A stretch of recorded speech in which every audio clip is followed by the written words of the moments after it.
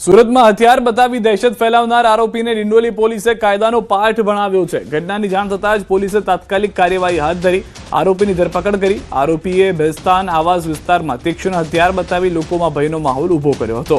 Police દ્વારા આરોપીને ઘટના સ્થળે લઈ જઈ રિકન્સ્ટ્રક્શન કરવામાં આવ્યું છે।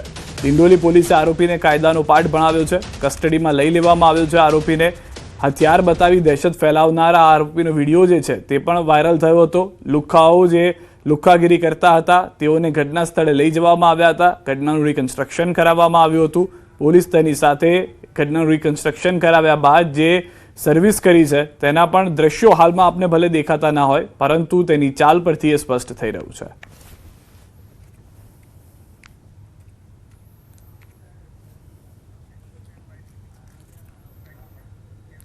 સુરત શહેરમાં અસામાજિક તત્વોનો આતંક ફરી એકવાર સામે આવ્યો છે। ઉધના મગદલ્લા રોડ પર આવેલી સોમનાથ સોસાયટીમાં ગેરકાયદે દારૂના વેચાણનો વિરોધ કરનારા રહીશો પર જીવલેણ હુમલો કરવામાં આવ્યો હોવાનો આરોપ લાગ્યો છે। સ્થાનિકોના જણાવ્યા મુજબ વિરોધથી નારાજ તત્વોએ બહારથી ગુંડાઓ બોલાવી સોસાયટીમાં ભારે ધમાલ મચાવી હતી। આ હુમલામાં એક વ્યક્તિ ગંભીર રીતે ઇજાગ્રસ્ત થયો છે જ્યારે હુમલાખોરોએ પતરાના શેડ અને કમ્પાઉન્ડ વોલમાં તોડફોડ પણ કરી હતી। સમગ્ર ઘટના સીસીટીવી કેમેરામાં કેદ થઈ ગઈ। ઘટનાની જાણ થતાં જ ખટોદરા પોલીસ તાત્કાલિક સ્થળ પર પહોંચી હતી અને ગુનો નોંધી આરોપીની શોધખોળ શરૂ કરી છે। હાલ સોસાયટીના રહીશોમાં ભારે રોષ છે અને તેઓએ અસામાજિક તત્વો સામે કડક કાર્યવાહી તેમજ વિસ્તારમાં સતત પોલીસ પેટ્રોલિંગની માંગ કરી છે।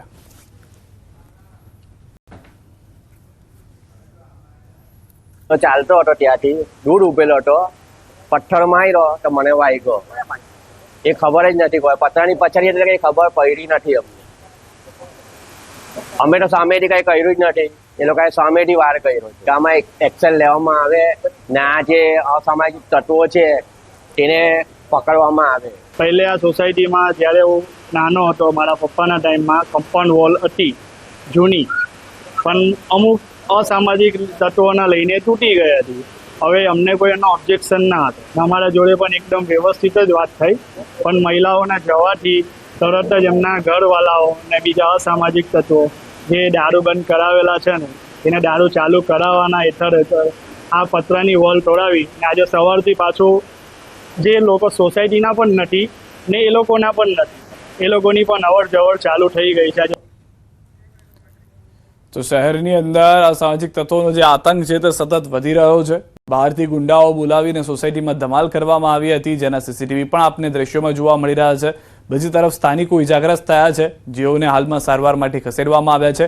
ખટોદરા પોલીસે ગુનો નોંધીને તપાસ શરૂ કરી દીધી છે પરંતુ ખટોદરા પોલીસની જાણ હોવા છતાં આ હુમલો થયો હોવાનો પણ સ્થાનિકો તરફથી આક્ષેપ કરવામાં આવ્યો છે। વારંવાર પોલીસને રજૂઆત કરવામાં આવી તેમ છતાં કોઈ પગલાં ન લેવામાં આવતા અંતે બહારથી ગુંડા બોલાવવામાં આવ્યા હતા અને એ વ્યક્તિ દ્વારા આ હુમલો કરાવવામાં આવ્યો હોવાનો સ્થાનિકો તરફથી આક્ષેપ કરવામાં આવ્યો છે। આ સીસીટીવીની અંદર સમગ્ર ઘટના જે છે તે પણ જોવા મળી રહી છે। તો શહેરમાં અસામાજિક તત્વોનો જે આતંક આ દ્રશ્યોની અંદર જોવા મળી રહ્યો છે। સ્થાનિકોનો રોષ તે રીતે ચરમસીમા પર છે કે તેઓએ ત્યાં સુધી ચીમકી ઉચ્ચારી છે કે જો પોલીસથી ન થતું હોય તો પછી સ્થાનિકો પણ લડી લેવાના મૂડમાં જોવા મળી રહ્યા છે કારણ કે વારંવાર આવી ઘટનાઓ ઘટી રહી છે, ના કોઈ એવા પગલાં લેવામાં આવી રહ્યા છે। સુરતથી સમાચાર। વરાછા વિસ્તારમાં બાઇક ચોરનો આતંક। બાઇક પર આવેલા શખ્સો બાઇક ચોરી કરી ફરાર થઈ ગયા। ભવાની સોસાયટીમાં બાઇક ચોરીની ઘટના સીસીટીવીમાં કેદ થઈ। સમગ્ર મામલે વરાછા પોલીસમાં નોંધાવી છે ફરિયાદ। દ્રશ્યોની અંદર પણ સ્પષ્ટ જોવા મળી રહ્યું છે કે ચોરીની જે ઘટના છે તે કઈ રીતે અંજામ આપવામાં આવી રહ્યું છે। હાલમાં આ પહેલી ઘટના નથી, વારંવાર આવી ઘટનાઓ ઘટી રહી છે। બાઇક પર આવે છે શખ્સો જે જોવે છે કે અહીંયા આગળ કોઈનું ધ્યાન નથી તો બાઇક અથવા તો અન્ય પણ દ્વિચક્રી વાહન છે તે લઈને ફરાર થઈ જતા હોય છે। હાલમાં આ જે બાઇકનો ફોટો આપ જોઈ રહ્યા છો તે શખ્સો બાઇક ચોરી કરીને ફરાર થઈ ગયા છે। ભવાની સોસાયટીમાં બાઇક ચોરીની આ ઘટના બની જે સીસીટીવીની અંદર પણ કેદ થઈ અને હવે વરાછા પોલીસે ફરિયાદના આધારે તપાસ પણ શરૂ કરી છે। આ તરફ રાજકોટમાં વધુ રોકાણની લાલચ ભારે પડી છે। રોકાણ પર 3% નફાની લાલચે 62 લાખની છેતરપિંડી થઈ છે। Jadeja brothers grain service private limited સામે છેતરપિંડીના આક્ષેપ। રોકાણ પરત માંગતા ધમકી આપતા હોવાનો ફરિયાદીનો આક્ષેપ છે। 50 લાખનું લખાણ કરાવ્યા છતાં રકમ પરત ન મળ્યાનો દાવો છે। આરોપી પરિવાર વિદેશ ભાગી જવાની તૈયારીમાં હોવાનો ઉલ્લેખ છે। સંભવિત ભોગ બનનારને આગળ આવી ફરિયાદ કરવા અપીલ કરાઈ છે। EOW દ્વારા સમગ્ર મામલે તપાસ હાથ ધરાઈ છે। મહિનાથી અમને રોજ આજકાલ કરે છે. જે ત્રણેય બ્રધર્સ છે, શક્તિસિંહ, રાજદીપસિંહ, જયરાજસિંહ, આ ત્રણેય ભાઈ કંપની ચલાવે છે જાડેજા બ્રધર્સ ગેઇન સર્વિસ, જે એમાં અમે 62 લાખ રૂપિયાનું રોકાણ કરેલ છે. જે અમને અત્યારે ઉડાવ ભર્યા જવાબ આપે છે, તે અમને વળતર નથી આપતા, અત્યારે કોઈ જાતનો કાંઈ જવાબ નથી આપતા અને રૂબરૂ મળી અને અમને ધમકીઓ આપે છે. પાઠ્યપુસ્તકો મામલે કોંગ્રેસ પ્રવક્તાનું નિવેદન, શિક્ષણ વિભાગની કામગીરી પર ઉઠાવ્યા સવાલ, ધોરણ 9 અને 11ના વિદ્યાર્થીઓને પુસ્તકો ન મળ્યા હોવાનો દાવો, 208માંથી 193 વિતરણ કેન્દ્રો પર પુસ્તકો ન પહોંચ્યાનો આરોપ, 10 દિવસ બાદ પણ સરકારી સ્કૂલોમાં વિદ્યાર્થીઓ પુસ્તક વિહોણા, શિક્ષકોને કોર્સ પહોંચ્યો પરંતુ પુસ્તકો હજુ સુધી ન મળ્યાનો આક્ષેપ, 9 અને 11ના પુસ્તકો છપાયા જ ન હોવાનો દાવો, 400 સબ કેન્દ્રોમાં પુસ્તકો ન પહોંચ્યાનો આરોપ, બજારમાં મળતા પુસ્તકોની ગુણવત્તા પર પણ સવાલ, ગરીબ વિદ્યાર્થીઓ સુધી પુસ્તકો કેમ ન પહોંચ્યા તે મુદ્દે તપાસની માંગ.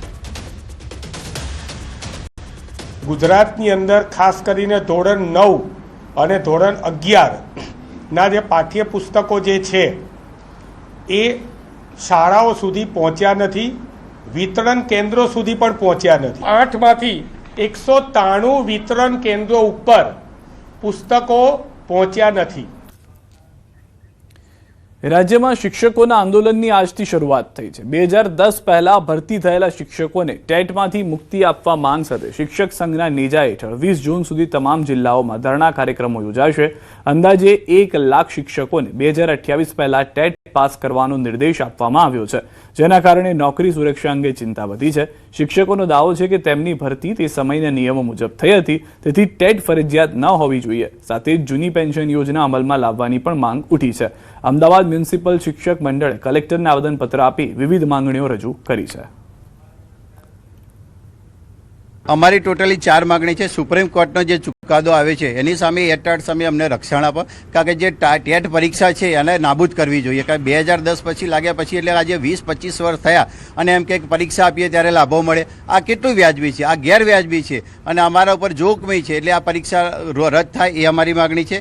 પછી 2000 જૂની પેન્શન યોજના જે છે એને લાગુ કરો, કારણ કે જો શિક્ષકને પેન્શન નહીં મળે તો શિક્ષક ક્યાં જાય? શિક્ષક માટે કોઈ આર્થિક બીજો એવો લાભ નથી હોતો કે કરી શકે. ત્યારે હાલ 200 થી 250ની અમને પરમિશન આપવામાં આવી છે, એટલે એટલા ટીચરો હાજર રહ્યા છીએ અને આખા ગુજરાતમાં અત્યારે જુદા જુદા સમયે કલેક્ટરને આવેદન આપવા જવાના છે. અને જો આ માંગો જો ન સંતોષાય તો આગળ અમે અમારું ગુજરાત રાજ્ય નગર પ્રાથમિક શિક્ષક સંઘ જે આહવાન કરશે એમ જલદ કાર્યક્રમો પણ જો આપવા પડશે અમે